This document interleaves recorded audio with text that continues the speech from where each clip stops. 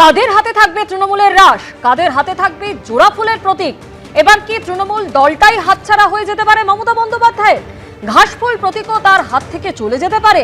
আজ দিল্লিতে জাতীয় নির্বাচন কমিশনে যাচ্ছে কালীঘাট তৃণমূল এবং দ্রুতব্রত তৃণমূল।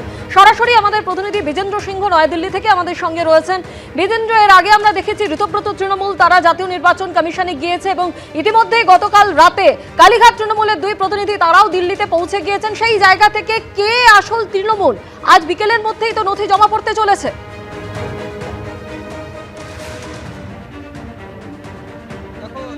ইলেকশন কমিশন চিঠি দিয়েছিল গত বৃহস্পতিবার মমতা বন্দ্যোপাধ্যায় এবং ঋতুব্রত বন্দ্যোপাধ্যায়কে। সেটাতে তারা বলেছিলেন যে তাদের ক্লেম এবং কাউন্টার ক্লেমস কী রয়েছে, তাদের সাংগঠনিক ইলেকশন কবে করা হয়েছিল এবং তাদের অথরাইজ সিগনেটারি কে, এসব তথ্য নিয়ে আজকে 5:30টার মধ্যে ইলেকশন কমিশনকে তাদেরকে জানাতে হবে।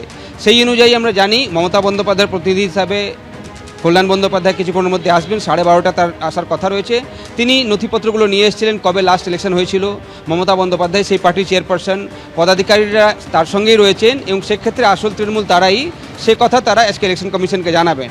অন্যদিকে ঋতুব্রত বন্দ্যোপাধ্যায় যে 10 সদস্য ডেলিগেশন নিয়ে এসেছিলেন গত বৃহস্পতিবার, তারা দাবি করে গেছিলেন কি তারাই আসল তৃণমূল এবং তাদের কাছেই তৃণমূল প্রতীক দেওয়া হোক। তাদেরকে অরূপ রায়কে তারা চেয়ারম্যান করেছেন, তারা ইলেকশন পার্টির মিটিং ডেকেছিলেন, ন্যাশনাল ওয়ার্কিং কমিটি, সেখানে অরূপ রায়কে চেয়ারম্যান করা হয়েছে, ট্রেজারার করা হয়েছে আখরুজামাকে এবং বাকি পদাধিকারীদের নামও তারা ইলেকশন কমিশনের কাছে জমা দিয়ে এসেছিলেন এবং তারা বলে এসেছিলেন যে তারাই আসল তৃণমূল। এই দুই দাবি এবং পাল্টা দাবির পর ইলেকশন কমিশনের প্রথম স্টেপ ছিল দুই পক্ষকে চিঠি লেখা এবং তাদের বক্তব্য শোনার জন্য। সেই অনুযায়ী ইলেকশন কমিশন দুজনকে চিঠি লিখেছিল। আজকে 5:30টার মধ্যে তাদেরকে জবাব দিতে হবে।